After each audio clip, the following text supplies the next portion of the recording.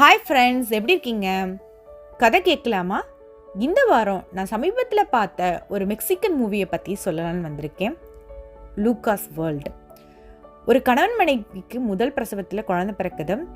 அந்த பிரசவத்தில் ஏற்பட்ட சிறு தாமதத்தில் அந்த குழந்தைக்கு மூளையில் பாதிப்பு ஏற்படுது. அந்த குழந்தையால் தலையை தூக்க முடியாது, நடக்க முடியாது, பேச முடியாது, எந்த செயலும் பண்ண முடியாது.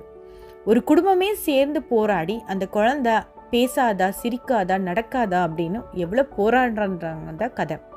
இதில் குறிப்பாக அந்த தாய், அவள் 24 மணி நேரமும் அந்த குழந்தையோட புது முயற்சிக்காக போராடுறா. அதுக்காக பல முயற்சிகளையும் எடுக்கிறா. அந்த தோல்வியிலும் துவண்டு போகாமல் அடுத்தடுத்த கட்டத்துக்கு நகர்ந்து போகிறா. இதுதான் கதை.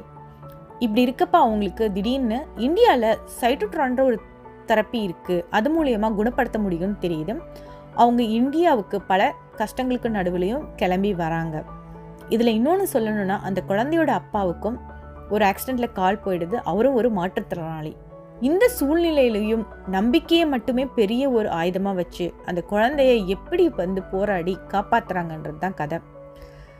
இதுலேயும் அவங்க மெக்சிகோக்கு அந்த ட்ரீட்மெண்ட் கொண்டு வர முடியுமா அப்படின்னு பல போராட்டங்களும் நடக்குது.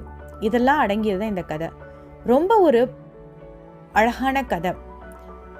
ஒரு தாயும் தகப்பனும் ஒரு குடும்பமும் சேர்ந்து ஒரு குழந்தைக்கு எப்படி முயற்சிக்கிறாங்க, எப்படி போராடுறாங்கன்றத ரொம்ப உணவுபூர்வமாக எடுத்திருக்காங்க இந்த படம். இது என்ன எனக்கு உணர்த்துச்சுன்னா, குறைகளே இல்லாத குழந்தைகளை நம்ம பல நேரம் பாரமாக நினச்சி கோபப்பட்டு, நம்ம துக்கப்பட்டு, பிரச்சனைகளே இல்லாத நாளில் கூட நம்ம பிரச்சனையாக நினச்சிட்டு இருக்கிறோமே. ஆனால் ஒரு குழந்தையால் எது நார்மலாக பண்ண முடியாததை கூட முயற்சி பண்ணி அதை முடியுன்ற காட்டுற மாதிரி எத்தனை பேர் இங்கே இருக்கிறாங்க.